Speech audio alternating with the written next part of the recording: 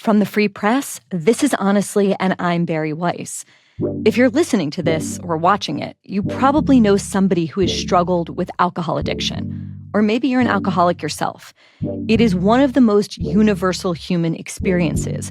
In 2023, 10% of the population in America met the criteria for alcoholism.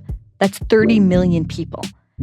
And for the past 100 years or so, there's basically been one solution: total sobriety, talk therapy, and Alcoholics Anonymous. And yes, there are countless people ready and eager to say, AA saved my life. I know and love many of those people myself.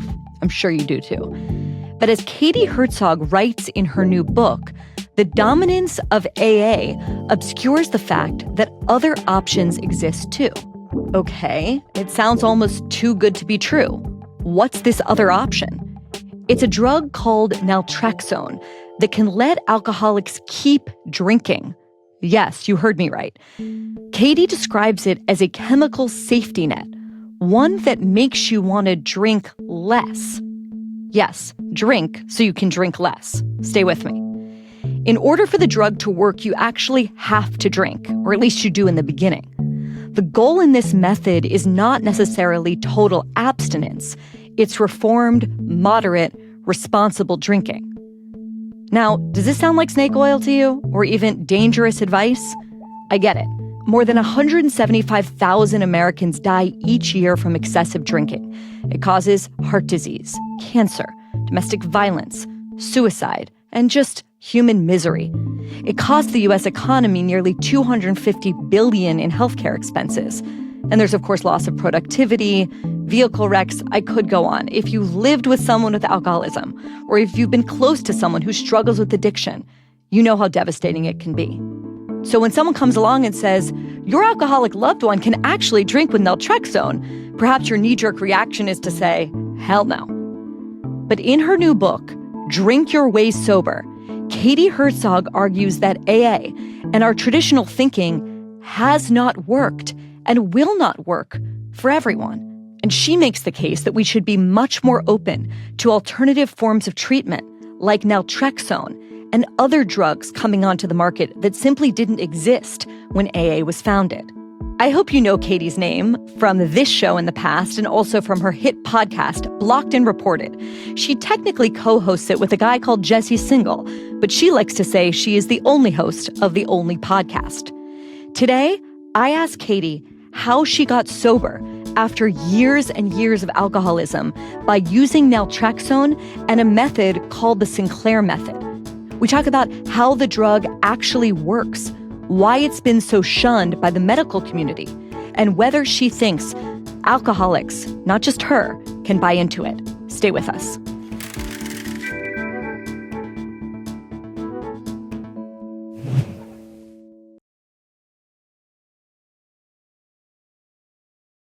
This is going to be maybe a little bit like a very public AA meeting. We're going to talk about your past drinking, your rock bottom, why you're sober. But this time, we're not going to be in a church basement with cookies and, I presume, coffee. It's going to be in front of the entire Honestly audience. Are you ready? I'm ready. No smoke breaks on this one. Okay. So, Katie, take us down memory lane, if you would. And by memory lane, I mean your history of drinking. When did you start drinking alcohol? I had my first drink when I was 12 or 13. So pretty young. I wasn't, Gen Z, staying at home, scrolling on my phone. I was an active member of society, out drinking with my adolescent friends, pre-adolescent friends. When I was in school, and I don't know, I grew up in a rural area, so I don't know if this was your experience in Pittsburgh, but we went to keg parties, like in people's farms. This wasn't in the suburbs, but someone's family or parents would be out of town. And so we'd go out to the pasture and like get a keg and burn tires. This was growing up in Western North Carolina. So I did a lot of that in high school. And then in college, I loved college. College was, for me, nothing. Academics were a very minor part of my college experience. I went to a state school. And I drank. That was mostly what I did. I loved to sit on my porch by myself and drink during the day and read the New Yorker. That was my favorite thing to do. And in fact, if the New Yorker were still great, it might still be my favorite thing to do today. So I drank a lot in college. And then after college, my friends, they started to move away from that lifestyle gradually. Not all of them, but many of them did. They moved away from where we went to college. They got jobs, careers, later families, got married, had kids. And I just didn't do those things. I stayed at the bar. And I was a barfly. I was a young dykey barfly from a young age. And I loved it. I loved to be in smoky bars with people who were sometimes twice my age, talking about politics, talking about culture, whatever. And I did that for years. I did that for really almost 2 decades. It sounds sort of idyllic, but also lonely, sitting on the porch, drinking a bunch of beers, reading the New Yorker alone. Talk to us about, was this like, a solitary thing for you or a social thing for you or both? Or like, when people describe alcoholism, a lot of them describe like, the sort of shame of getting blasted alone. But for you, it sounds like it was kind of like a happy and social thing. It was both. So in my 20s and earlier 30s, I was a barfly. So I would go to the bar, and I had, particular locals that I loved. I would go to the bar every day, oftentimes, at 4 p.m. when the bar opened, and I would stay there drinking not until last call. I generally didn't make it from 4 until 2 a.m. That would have been quite a long shift. Sometimes I did, but that would be a special occasion. But then I would leave and I would go home and I would drink more by myself. And then in my later years, my drinking was entirely solitary. It was secretive. It wasn't social at all. I was by myself, drinking alone. Nobody knew, including my wife. Tell us a little bit, though, Katie, like what were you like when you're drinking? Happy drunk, angry drunk, chaotic drunk, all of the above? Yeah.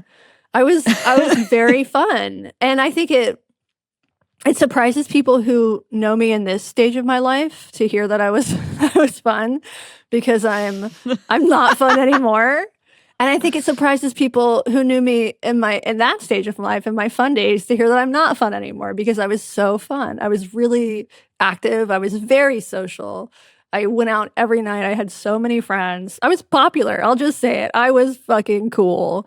But that those of us who know you now are shocked to know that. Shocked, yes. But there were also, and you share these stories in your incredible new book, but stories about climbing cranes, biking and drinking, ending up in the ER, burning down a port. Like, can you give us a sense of some of the hijinks? Seems like too soft a word, but some of the things that you got into? Well, at the time it did seem like hijinks, this was in my 20s, and I had a lot of like just misadventures, and I was incredibly lucky. Like, I never got in trouble with the law. I did end up in the ER. I snuck out. I basically left, took the IV out of my own arm and just walked out. I did burn down a porch. Yes, that's true. And all of these things at the time, there would be this sort of acute moment of shame and worry about myself. But really quickly, it turned funny. And that's the thing about drink, because I was surrounded by drinkers. No one in my life ever sat me down and said, "Look, dude, this isn't cool. This is dangerous. You're going to hurt somebody." Everybody was kind of on the same page. Like, okay, you're kind of a screw up, but you're also providing us with some hilarious stories.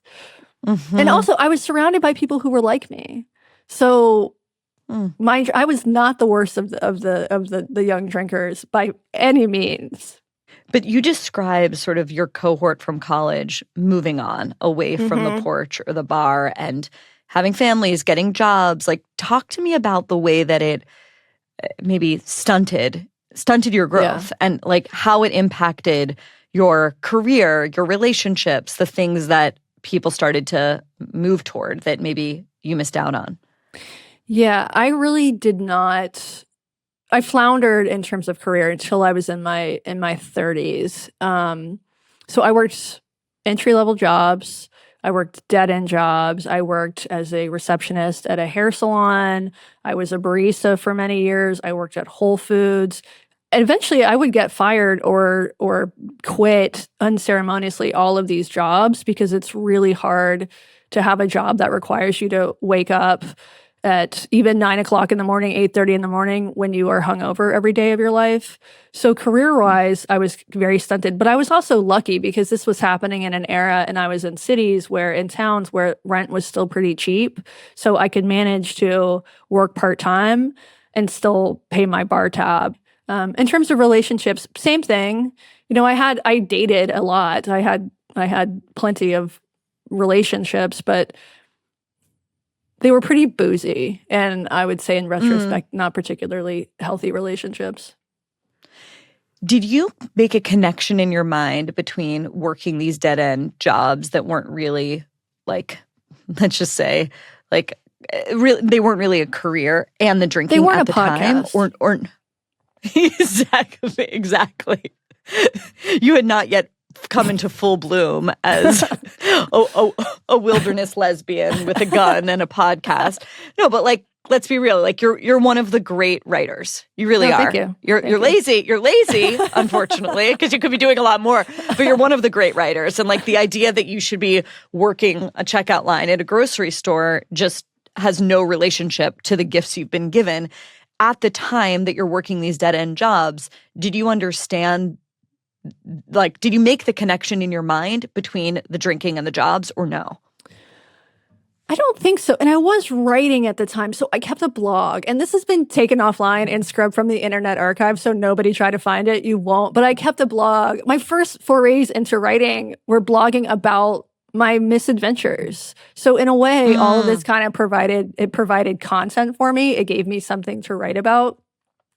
But I wasn't in denial. I wasn't in full-time denial about the problems that drinking were causing in my life. And in fact, I tried many times during this period to quit drinking, but it seemed like such an impossible task. I think the thing that is sort of maybe it's not unusual, but it's certainly unusual compared to a lot of the people I know who were alcoholics and got sober, which is that you're a very high functioning alcoholic. Like, through this, you get married to a wonderful person, you go into journalism, and your drinking continues. It just becomes very secretive, which is an aspect of this story that fascinates me because I'm incapable of keeping a secret. And I also spend all of my time with Nellie, who would like the idea of having an affair or anything really that's secretive. It would be so impossible in my life. So I want to understand how you manage to kind of pull off this getting to the next step without actually becoming sober. Usually people get sober and then there are kind of like real productive life launches. You manage to do both at the same time, or at least it seems that way. And then I secondly want to hear about how you kept this a secret, because that part is amazing to me. So first of all, how did you like get the job, get the wife without becoming sober? It doesn't, I don't know. That part, people are always sort of surprised about that part, but like I worked at an alt weekly. I wasn't working at the New York Times.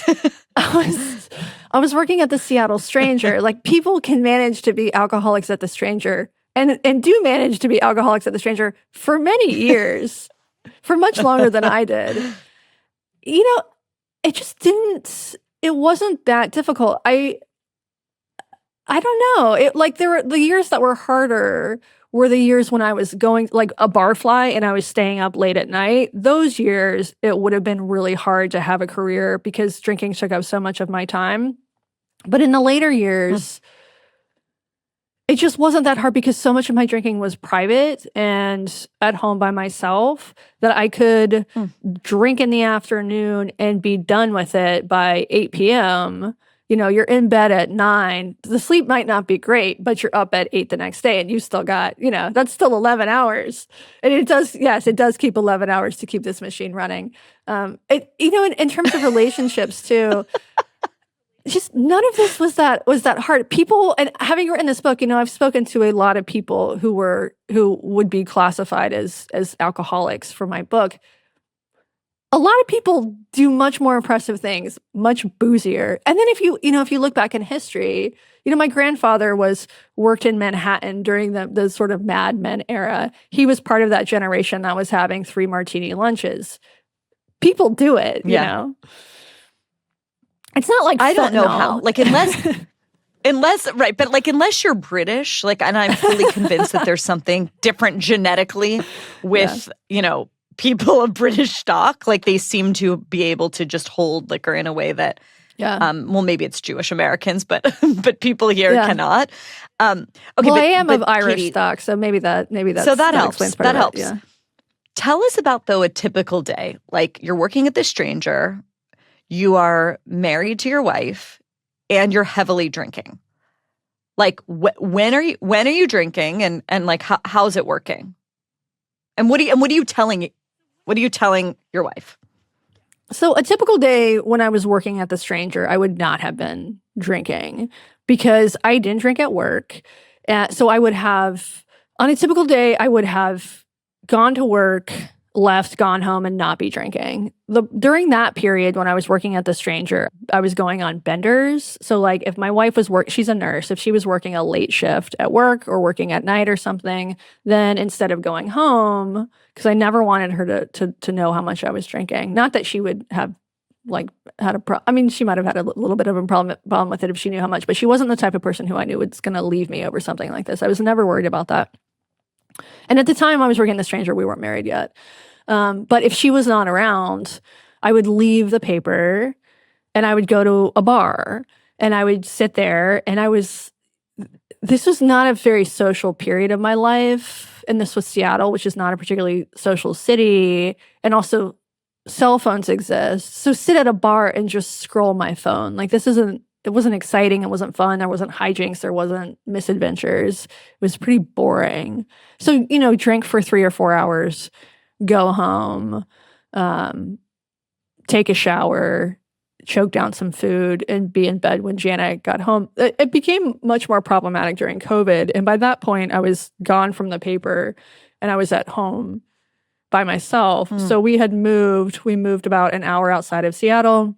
This was, less than a year before COVID. When COVID happened, I got furloughed from the paper immediately. And then later that became a permanent layoff. So that's when things really accelerated. So during that period that I was working at the stranger, my drinking was way more in check. It was COVID that things kind of accelerated into like very kind of scary, problematic levels. For people who kind of have a caricature in their mind about like an alcoholic as someone who wakes up in the morning, starts drinking, drinks throughout the day, and hears you say there were days, maybe even whole weeks, where you weren't drinking and then maybe have a bender on the weekend. Explain to the person who's like, well, I do that and I don't consider myself an alcoholic. Yeah. I think that those people might not be alcoholics. For me, the defining feature of my addiction was mental obsession. So I had a compulsion to drink. I had a overwhelming mental obsession. And there's a term that I actually heard your sister Susie say on Noam Dorman's podcast when talking about Ozempic. She used the term food noise. And that's what it was like. It was booze noise. And the booze noise never, ever stopped. For 20 years, the noise never stopped. Always in the back of my mind was this question, when can I drink? Can I drink? Knowing I shouldn't drink. That was the defining feature of it. It wasn't how it got in the way of my life, my job, my relationships, whatever. It was obsession. The closest thing I think I could compare it to is love, is new love. When you've got this like real intense crush on another person, and that's the only thing you can think about, and it feels sort of crazy and obsessive. But it's the best feeling in the entire world. Right. But turn that into a substance that's killing you. It's sort of the toxic inverse of that. But just that level of obsession, that's what addiction was for me. And so if people drink, I'm sure there are many people who drink more than I did who do not feel like that they are addicted, who do not feel like it's impacting their life negatively. That's fine. Those people might not have a problem. But for me, it was just, I wanted that noise to stop, and it did not stop for years and years and years. So COVID sort of accelerates all of this. You're out of work. The whole world is shut down. Mm-hmm. A lot of people I know drank a lot. I mean, I ate and drank a huge amount during COVID, and there are pictures on the internet to prove that. A lot of people like to use one in particular, which is very, very mean. But was there a moment where you kind of said to yourself, like, I must get sober. I need to get sober. In AA speak, it would be like, what was your bottom? Like, tell us that moment or moments. I had that moment literally every day. So, people ask me how often how many times did you try to quit? The answer to that is thousands. I tried to quit every single day. And every single day I would wake up and I would tell myself, today will be different. Today you are not going to drink. And 3 hours later, I'm out the door walking to the store to get, my daily rations. But there were some incidents that made it harder to kind of ignore that something deeply problematic was wrong. And I was not in denial about this at this point in my life at all. I had gone through this for years and years. And by COVID, with just sort of all the guardrails off, like up until that time, I had enough structure with work and with my relationship to keep myself sane. And then with COVID, with that gone, it was just like the worst impulses came out. I just gave in to all of those impulses. I was also probably tweeting, I don't know how many times a day during this period, just getting loaded and tweeting. It was a great Jesus, Katie. And I have now quit both of those things. I don't know which has a bigger impact on my life, really. But there was one incident that I think when you're looking for a rock bottom that would maybe qualify. So I was a blackout drinker.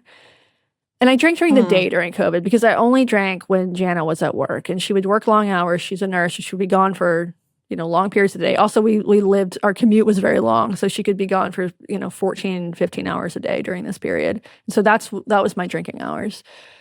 And there was one day when she came home late and typically I would drink during the day. And then by the time she got home in the evening, I don't know if I had totally sobered up, but I had showered, I had eaten something, and I smoked pot during this period too. So I think any sort of blurriness in my eyes could be attributed to that. But there was one period where I must have drank in longer than normal. I fell asleep. I passed out in bed. And in the night, I got up, Jana woke up, and I walked into towards our bathroom, but the bathroom door was shut for some reason. And I walked into it and I hit it with my face, just walked into the bathroom door, and then walked outside, walked out our back door into our backyard and dropped my shorts and just started peeing in the yard. I was not conscious when this was happening. And I came to when Jana was shaking my shoulder, like, what are you doing? And, then she chalked it up to sleepwalking. But I was blackout drunk. So that was probably a low. But it was, again, the next day, it's also kind of funny, and that's the thing about all of my various rock bottoms over the years. In retrospect, like, no one was hurt. I wasn't arrested. I wasn't drunk driving. Had my neighbors looked out the window, they would have been confused. But luckily my neighbors were very old, so they might not have even noticed what was going on. So that was one incident, but most of my drinking in those years was much more pedestrian. I wasn't doing anything that caused real lasting harm, except for maybe the tweets. So are they now forever erased? Yes. Like your blog from your early days? Okay. Everything is erased. Wow. Wow, Katie. So you try and stop. I mean, every day you're trying to stop. But then you kind of do the thing that everyone does, which is you go to AA. Tell us about that experience. So I started going to AA many years ago. I went to my first meetings when I was 24 years old. And I did not like AA. I didn't like to think of myself as an alcoholic, and to say those words aloud, which you do in meetings, was painful, humiliating. I didn't feel like one of those people. I didn't like the spiritual aspect of it. I didn't like that one of the tenets of AA is that you admit that you are powerless over the substance. I didn't want to feel powerless. I wanted to feel in control, which I wasn't, but I wanted to feel that way. I didn't like the people. They were so fucking happy to be sober. I found that very resentful. I thought they were lying. I didn't like reading the book, the big book. I thought the writing was bad. I hated every aspect of it. And I was just resentful of the fact that this I thought was my future, that if I wanted to get sober, I was going to have to go to these meetings every day. And oftentimes I would go to meetings and then I would go to a bar right afterwards. They made me thirsty. But I went periodically throughout the years. During COVID, I did AA on Zoom. I did some Zoom meetings, which were, even I think less compelling than the in-person ones. I mean, some AA can be quite amusing. There, as you would expect, there are some great storytellers in those meetings, and then they tell the same story the next day. Oftentimes, now I appreciate AA, and I go occasionally now just to sort of drop in and check in, see how it feels. But at the time, I was just so resentful of it. I think the critique people will have who read your book and have read other things you've written about the treatment that did work for you, and we're going to get to that in a second, is that you didn't really commit to AA. You didn't get a sponsor. You didn't really contribute in meetings. Do you think that if you had fully kind of thrown yourself into it, it would have worked for you? I don't think it would have worked for me because of my sort of my personality. So I'm a skeptic, right? And I'm the person who would you were a disagreeable yes. skeptic. Yes, I'm really unpleasant to be around. In other words, yes. I'm the sort of person who would be in AA, I'd be Googling recidivism rates and trying to poke holes into why this wasn't going to work for me. I'm just not a joiner. But, and the other thing is, but the main thing is AA was for me unable to address the fundamental problem for me, which was that I wanted to drink. AA didn't take the desire away. It didn't take the cravings away. It didn't take the urge away. And so going to meetings, now I really appreciate AA, the structure, the support, the community, the accountability, providing a place to go and doing this all for free. I think AA is an incredible program. It's saved millions of lives worldwide. I don't knock AA in the book. I don't knock AA in real life.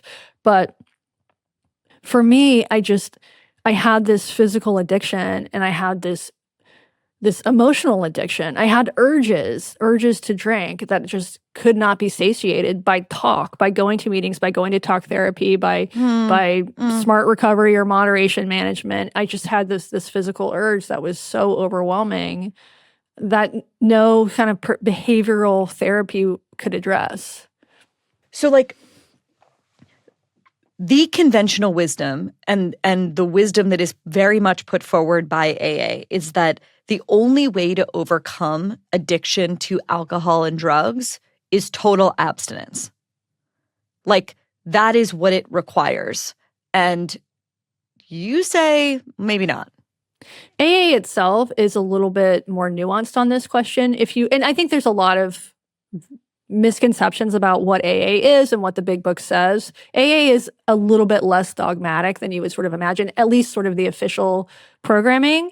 They take no position on outside programs. Bill Wilson, the founder of the program, was extremely open-minded himself. He did LSD with Timothy Leary in the 1950s. But the message that I got from the culture was that, yes, there is one path out of addiction, and that is abstinence forever. They say it's one day at a time, but really everybody knows they mean it forever. And the problem with that for me was that I didn't want to quit. And I wanted to quit, but I couldn't quit. And if the only way out of that was to do this thing that seemed so unimaginable, so painful, so impossible, I just wasn't going to do it. And so that messaging kept me drinking longer than I should have because I thought that was the only option. Quit. That's it. Quit. Just never do this again. Well, you found another way. And it's captured in the provocative title of your new book, Drink Your Way Sober, the science-based method to break free from alcohol. A lot of people are going to hear that and say, what the hell is this woman talking about? So tell us about the Sinclair method and tell us about this kind of magical drug that I had never heard about until I started reading your work on this topic. Yeah, the Sinclair method was developed by an American researcher who did most of his work in Finland. His name is John David Sinclair. And this is something that I think any alcoholic or any problem drinker might not know the name for, but would recognize, which is the fact that after a period of extended abstinence, maybe it's a few weeks, maybe it's a few months, you might think that makes the cravings, the urge for alcohol to go away. And in reality, it actually gets stronger. So in this case, in the case of alcohol, abstinence literally does make the heart grow fonder. And he wanted some way to interrupt that pattern, right? So you've had this period of sobriety, and all of a sudden you've got this urge to drink. And that's what he wanted to address as a way to eliminate the desire, the craving for alcohol. And so he started doing his early studies on lab rats, and he would give these lab rats various drugs, but the one that he found to be particularly effective was an opioid blocker called naltrexone. Naltrexone was developed in the 1960s by a pharmaceutical company called Endo Labs. They were later acquired by DuPont. And this drug was initially developed not to treat alcohol use disorder, but opioid use disorder. And it works like this. It blocks the pleasurable response that the brain gets from opioids or alcohol. In the case of alcohol, so different people are affected differently by alcohol, but when I drink alcohol, I get an endorphin rush, right? It doesn't sedate me, it doesn't make me sleepy. The first drink makes me high, energized, social, chatty, way more fun than I am sober. And naltrexone blocks that effect. So the way that naltrexone is commonly prescribed in the United States is if you go to your doctor and you say you're having trouble with drinking, your doctor will, in all likelihood, well, if they know about this drug, if they prescribe the drug for you, they'll tell you to take it every day. You get up in the morning, take this drug, it'll cut your cravings. And that does work for some people. But Dr. Sinclair, he developed this really unique way of prescribing the drug. And he wasn't a clinician himself, he was a researcher. But the Sinclair method is basically this. You take an opioid blocker, typically naltrexone, although there are other ones, and then you wait an hour, at least an hour, which is how long it takes to metabolize, and then you drink as normal. And if you do this over time, you're not getting that pleasurable response from alcohol. His theory was sort of this. Alcoholism, problem drinking, is a learned behavior. You can unlearn that behavior. And that's what this drug does. It severs the association between pleasure and drinking. So when you're drinking, you can still get drunk, but you don't get buzzed. You don't get the high associated with alcohol. So when I drink alcohol on naltrexone, I feel sort of down, low energy, sleepy, kind of depressed. And the Sinclair method, as he developed it, if you do this, every time that you drink, you will either, ideally, this doesn't work for anybody, you will drink less, and over time you will lose the desire for alcohol. And losing the desire for alcohol, that's a point of extinction, what he called pharmacological extinction. So using a medication to reach this state of unlearning. How did you find out about this as an alternative to AA? Like, again, I had never heard about this before you. It was an article in The Atlantic that came out in 2015 by Gabrielle Glasser. It was called The Irrationality of Alcoholics Anonymous. And most of her piece was about why AA fails as often as it does. And again, AA works for millions of people, but it doesn't work for everyone. But there was this section in the piece about the Sinclair method. So she went to Finland and she met Dr. Sinclair. And when I read that, I thought, this is what I have been looking for. This is the cure to my problem. This is going to save me. And I read that years ago, years before COVID. And I took the article to my doctor and I got a prescription for naltrexone. And I walked home. This was when I was living in Seattle. And I stopped by, my local liquor store and I got a can of shitty beer. And I went home and I took my pill and I waited an hour. And then I started drinking and I felt awful. I felt so sick. And I thought, I had side effects. It didn't feel good. I didn't like anything about it. And I thought, this is not going to be the thing that cures me. So I put it away. I just, hid it in a drawer somewhere. And I kept drinking for, at that point, I think 4 more years before I tried it again. Okay, and then you try it again. And then what happens? Yeah, so during COVID, I got to the point in my drinking where I knew I had to do something. And my options as I saw it were come clean, tell Jana, go to rehab, and then 90 meetings in 90 days. It was going to be so disruptive to my life. I had a podcast I had to run, and I don't think, I called Hazelden Betty Ford, and they said it was going to be like $30,000, and I was going to have to go to Minnesota for a month. And I was like, can you podcast in rehab?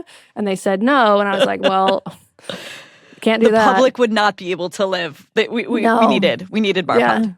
Yeah. Go on. So, and I thought my wife rehab would was know out this. of the question. Rehab was out. Yeah. And this was like, yeah. And I was like, well, if I'm going to go to rehab, I want to go to like a rehab like in Malibu. I don't want to go to Minnesota, but I couldn't afford it. So rehab was out, and I didn't want Jana to know.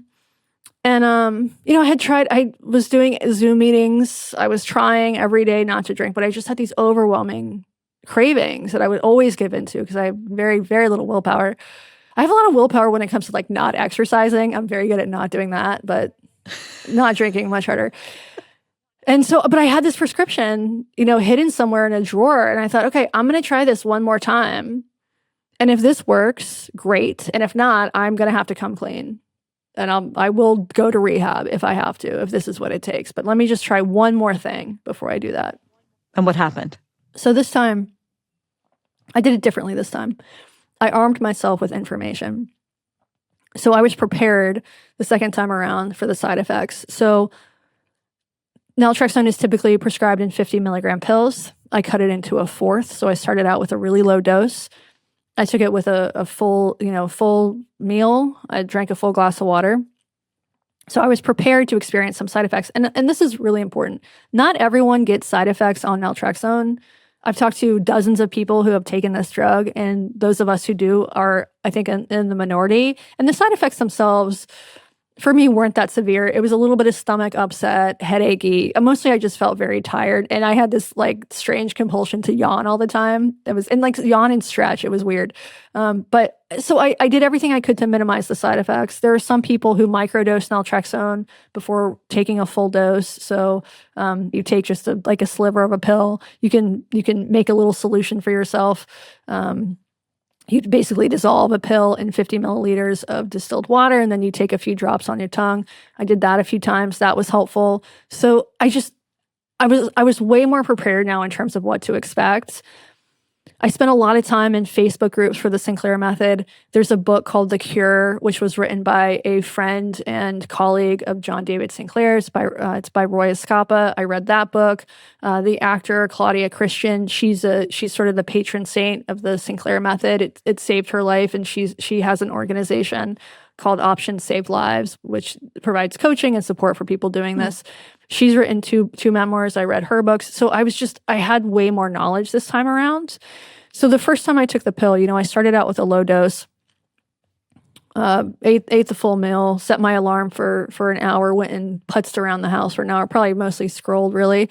And then I started drinking. I had my first drink on naltrexone, and the effect was immediate pretty quickly. So normally when I drank, there's a couple of parts that were really pleasurable. And the first part actually comes before the drinking. That's the anticipation of drinking, right? And I get this energy, this endorphin dump, dopamine is surging in my brain. And then there's the first sips of the drinks. And that's when you get sort of the first beer, the first drink. That's when you get sort of the perfect high, right? Maybe the first two drinks. And then after that, slowly, it wears off. And I would spend the rest of the drinking session chasing that high, which of course doesn't really work, but you drink more and more and more to try to chase that initial buzz.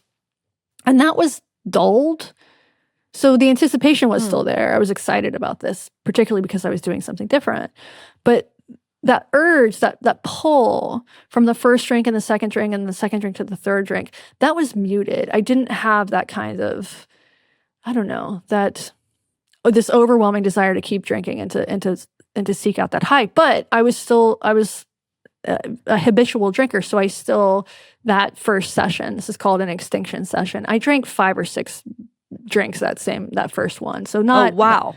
Yeah, not a huge decline. But I did this, I committed to this, right? So I was going to do this every time that I drank. It's really key in the process. If you skip doses, you give your brain the hope that you can recreate that buzz and your brain will continue to chase it. I was tracking my drink, so every time I would drink, I would write it on a drink track, like a drink tracking app. I could see a visualization of how my drinking was progressed over time.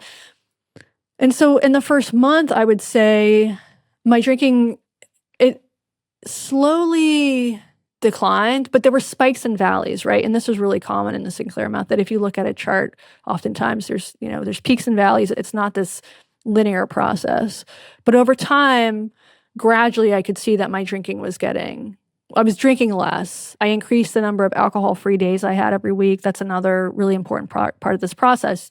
This is the thing that makes the Sinclair method different from taking naltrexone every day, is that you only take it on days when you're actually drinking. And on days when you're not drinking, so these are days when your opioid receptors are unblocked, then you're supposed to try to do other things to create this sort of natural sense of well-being and pleasure. So getting exercise, good conversation, eating good food, you're trying to create new pathways in your brain. And so I was really regimented about it. I would do my extinction sessions every week, drinking hopefully less every time, write down, track my drinks, and then on days off, take my dog for hikes and paddleboard and stuff like that, just to try to do things that made me have a sense of pleasure outside of booze. And Katie, how long did this take? So the first time you take the sliver of the pill and you're drinking whatever, 4, 5, 6 beers, how long did it take to get to 1 or none at all? I actively did this for 7 months. And over the 7 months, again, spikes and valleys. So sometimes I would unexpectedly drink more than I thought. But gradually I was drinking less. Month over month, I was drinking less every time. Not huge amounts different. Like, it took about 3 months until I was like, okay, now I'm seeing real reductions. And at 7 months, I decided I was going to take a month off. So I took that month off. And taking a month off before I started the Sinclair method was a painful experience. Mm-hmm. I would do like dry January every once in a while or something like that. And by the end of the month, my desire to drink is so strong. I'm going to celebrate. I've done so well. I'm going to celebrate with a bender, Yeah. But this time it was just sort of easy. If I did get the sort of the craving to drink, I would think, well, I'd have to take the pill, and I don't really like the way the pill makes me feel. And I'd have to leave my house, and I'd have to put on pants and shoes. So I'm just not going to do it. It was as though sort of the rational part of my brain had come back online, where I was able to see consequences. And the consequence of taking the pill and drinking just outweighed my desire to do it. So that month it was easy. And then I just never started again. So it's been 3 years, and I haven't had a drink. And the really miraculous thing about this is that I haven't had the desire to have a drink. I'm free from the prison of addiction. I sound like a preacher when I say this, but it's true. This is the sensation. I actually wanted to call the book Get Free, because that is the sensation that I have. Alcohol has no pull on me. It is as though I never started drinking in the first place. I do not desire it. I do not think about it. That will strike, I think, a lot of people as kind of unbelievable, because even people that haven't had a drink in 10 years, people that have been sober for a long time, like, now that you're a boring, unfun lesbian living in the woods, like, it's not as if your memory, it's not like you were eternal sunshine of the spotless minded. Like, you can still remember the before. You can remember fun Katie and like the fun and the pleasure of sitting on that porch, before the New Yorker got shitty, drinking alcohol. Like, where does that go? Like, the memory of that and the nostalgia for that. Like, how is that part shut off? That's the part that's fascinating to me, because this drug can't get rid of your memories. No. Luckily, I have a terrible memory in the first place, so that's probably from the weed more than the booze. I can think back on those times fondly, but now when I think back on drinking, I don't remember the good times. I remember the secrecy and the shame. And the later years of my drinking were not fun years. These were, I was sitting at my house by myself during COVID, like scrolling on my phone and working on a podcast. Like, these were not high times. So it's not hard to remember those, but also I don't think about it. That's the biggest difference is between, I think, something like AA, I'm not fighting the cravings because my brain has been retrained. It feels like a very fundamental chemical difference versus what happens in AA, which is a lot of people, hopefully most people, gradually get over the urges, and they have this spiritual experience, and their lives are totally different. Their identities are different. And that's just not my experience. I honestly do not feel like I am in recovery, because that is an active verb. I feel as though I have recovered. And I think a lot of people who have been in the rooms, who've been through 12 steps, hear me say this and say, you are psychotic. This is crazy. This is hubristic. It's not right. This cannot be true. But that is the experience that I have had. And I interviewed dozens of people from my book. And this is not an uncommon experience for people who have done it through naltrexone. The feeling of freedom. Freedom. So, Katie, given how, I don't want to use the word miraculous, but pretty unbelievable this treatment seems, I'm struck by the fact that almost nobody I know has heard of it before you, and that even you describe sort of like bringing the Atlantic article from 2015 to your doctor, and presumably he or she, you needed to do that because maybe he or she had never heard of it either. Yep. Why is that? Why is this not more widespread if it's as effective as you're describing? So there are a few reasons for this. I think the fundamental one is medical education. So for decades, for generations, medical education has basically ignored addiction medicine outside of specialists. So the frontline doctors who most of us see, so general practitioners, family doctors, ER doctors, have not gotten trained in addiction medicine. I talk to doctors whose only training in 4 years of med school, 4 years of residency, and whatever other training they did beyond that, their only education on alcoholism would have been to attend one AA meeting. So they just weren't getting educated on the drugs. FDA-approved drugs to treat alcohol use disorder. So there are 3 drugs, including naltrexone. Naltrexone has been approved by the FDA to treat alcohol use disorder for over 30 years, and yet they were not getting trained on that. And this is changing. So now med students all learn about these drugs in their psych rotation. They're tested on it on their medical boards. So that's one reason. Another reason is financial incentives, right? So the patent for naltrexone expired in the 90s. Companies are not marketing this drug for the most part because they could just be undercut by the drug manufacturer down the street. So there's no financial incentive to do so. That is sort of changing now. So New Yorkers might have seen these ads for a company called Or. I'm hearing a lot of people mention these ads. And this is a company that does telehealth specializing in naltrexone, and they just released a drug that is patented. It's called Clutch. I haven't tried it, so I can't vouch for it, but it's a mint. It's a faster acting naltrexone mint, which I think is really exciting. So you could take this. You don't have to wait the full hour until you drink. I think the wait is 30 minutes. You take this mint. It's supposed to cut down on side effects, and then you can go to the bar. I like that idea also because it seems less sort of medicalized. It's not a pill, it's a mint. Slightly different, right? So they have a financial incentive, right? They have patented it. I don't know how much it costs, but you have to, for a drug like this that is generic, you have to tweak it to make it valuable, basically, and they have done that. So I'm excited about that.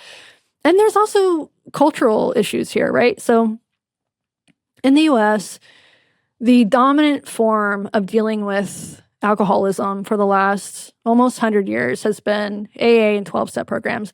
And the Sinclair method is anathema to AA because you continue to drink while you were on the drug. Naltrexone is less anathema because if you're just taking the drug and you're not drinking, that's not going to be sort of against the tenets of AA. But there has been resistance within the program to medication. AA was founded in the 1930s. The big book was written in the 1930s. These drugs didn't exist then. Bill Wilson himself, the founder, was so open-minded. I think that he would have approved of this sort of treatment. He knew that there was more than one way to get people sober. I think he would have been absolutely fine with this. But there has been some hesitation. And I think there's also something else going on as well, which is that Addiction causes so much chaos and pain in the culture and families and society. You know, the messaging has changed. People oftentimes will say it's a disease, but we treat it like it's a moral failing still. And if something is a moral failing, you kind of want people to be punished for it, right? I think oftentimes people think that recovery should be painful. It is necessarily painful because it causes so much pain to other people. Shouldn't you be punished? I think what they're not realizing is that addiction itself is painful. Addiction is hell. You have already gone through the pain. And so in my thinking, what we should do is make it as easy as possible, not as hard as possible, as easy as possible, so that more people are able to recover from their addictions, whether that's moderately drinking, which some people do on naltrexone, or complete sobriety, which is what I did. And then the other thing is, a lot of people who've gone into recovery do so because they are in recovery themselves. And so they are passing on the information, the methods that they use to get sober, which typically is going to be 12-step programming, things like that. And so this isn't a conspiracy. They're just doing the thing that worked for them, assuming it's going to work for other people.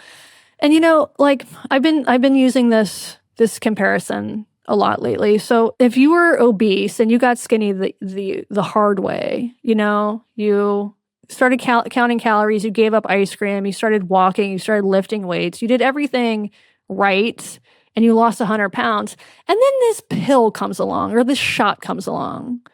And all of a sudden, people don't have to do it the hard way. They don't have to struggle the way that you did. Don't you think you'd feel a little bit of resentment? It's like Ozempic. Yes. So, yeah. So I think it's multifaceted. Basically, there's all of these factors that have sort of come together to mean that this is just not a drug or a program that is well known in American culture. Is it more popular, Katie, in any other countries in the world? Finland probably the most popular, but it's still not the first line treatment. I think the U.S. will be. My hope is that eventually this will be when anybody goes to their doctor will, and complains about their drinking or reports that they have a drinking problem, that the doctor will start talking to them about medication-assisted treatment, whether that is naltrexone or other drugs for it, whether that's GLP-1s, which has, anecdotally can be really effective for people in terms of not just cutting down food, but also cutting down alcohol. The Sinclair method has an added barrier to uptake, which is that it requires drinking, which is the thing that I think makes it so appealing for people, is also the thing that makes it dangerous.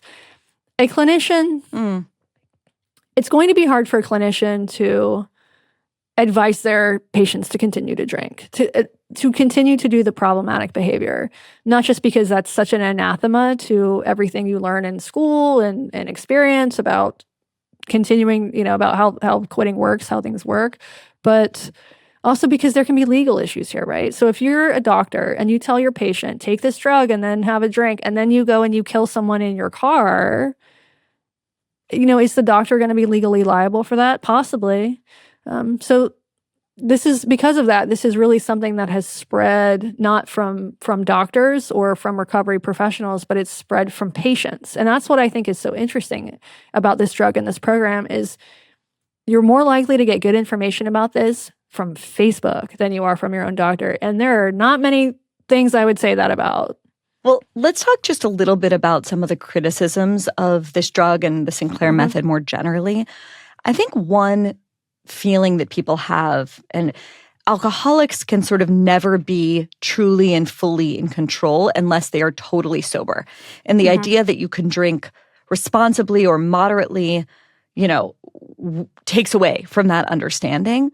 What is your view on that? Because I think that is one response that people will have to this conversation. Well, I am sober, so gotcha. No, I think that's it's a valid concern, especially for the families of people who have suffered under their loved ones drinking.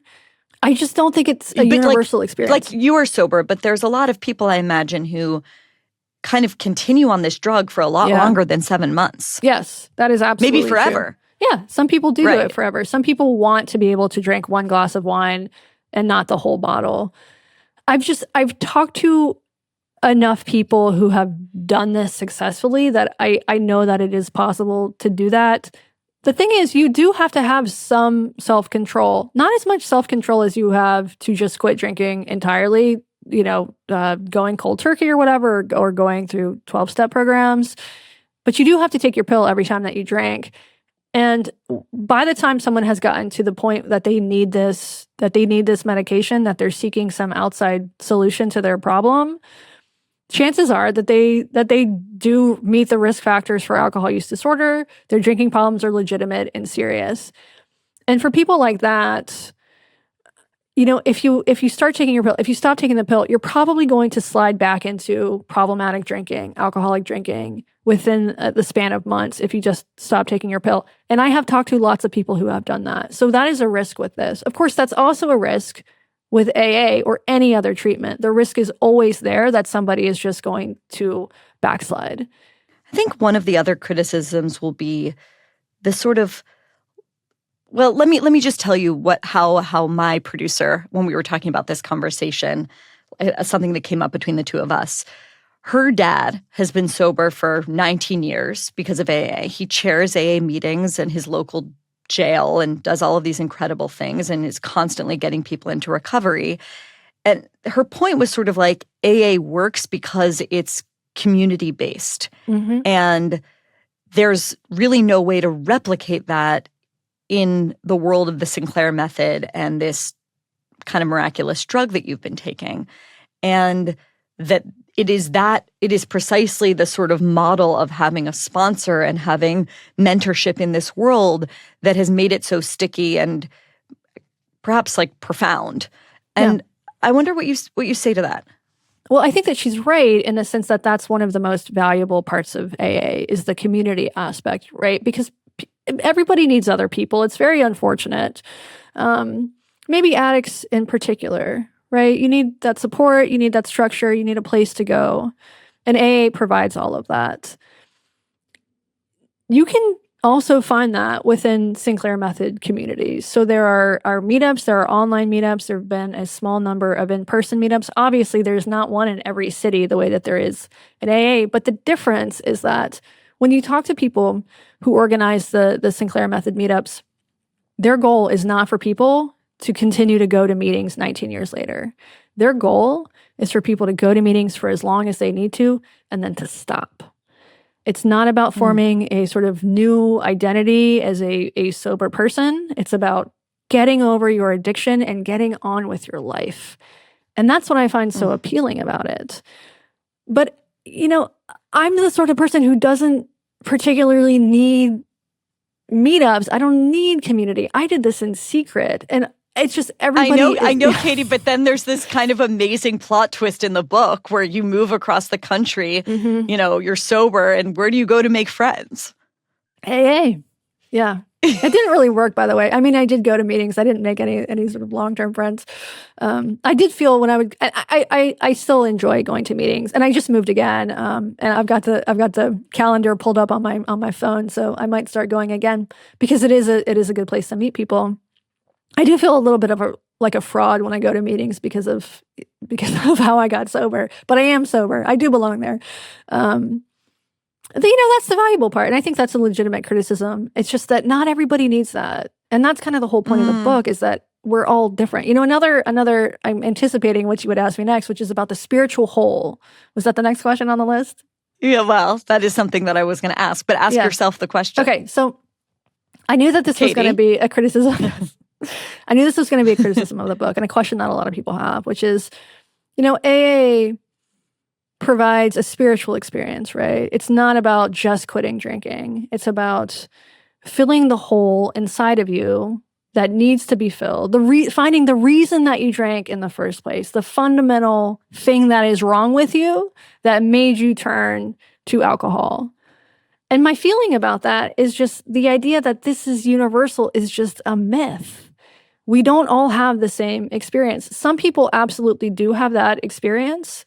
They do have some, spiritual desire, some spiritual need, and AA fills that. The 12 steps fill that. But that's just not my experience. And I know that's not the experience of a lot of other people because I've talked to them. The reason that I drank is not because I was anxious or depressed or because I had trauma. The reason I drank is because I started at a young age and I did a lot. And I have a genetic predisposition towards alcoholism. I have those 3 risk factors. It was a learned behavior for me. I drank my way into alcoholism. I have a twin sister. She didn't drink her way into alcoholism. We're not that different. We had different experiences in life. I drank more than she did, and I developed an addiction. And so for me, I think that it's a bit of a pernicious myth that there is something deeper inside of all of us that needs to be fixed. It's just not always true. I think like with other drugs, people sort of realize this. Like, if any of us were, given fentanyl enough times, we're going to develop an addiction. That doesn't mean that you have a deep spiritual hole that needs to be filled. It means that you were given a highly addictive substance and your brain developed a dependency on it. But we think alcohol is somehow different. Do you think, Katie, that the sort of openness that we're seeing in the culture to Ozempic will make people open to the Sinclair method and drugs like naltrexone? Yes, I do. And I think that medical establishments, public health, they've also sort of changed their tune on this. So I don't know how things are during the Trump administration, but under the Biden administration, there was a turn in public health agencies, including in the government, towards harm reduction. And harm reduction is a term that I think has gotten sort of a bad rap because people think of it as like injection sites and people not going to prison when they're doing open air drug use in Seattle and San Francisco. But harm reduction is a much broader concept than that. And this certainly falls under that rubric. If the goal is abstinence only, you are going to lose a significant part of the population that is unwilling to be abstinent. And that's the population I think naltrexone and the Sinclair method particularly can target. The people who want to take control over their drinking, who want their lives to be better, who want to be better themselves, but who cannot, for whatever reason, completely quit right now. There's a lot of people who fall in that category. Katie Herzog, thank you so much. Thanks for having me.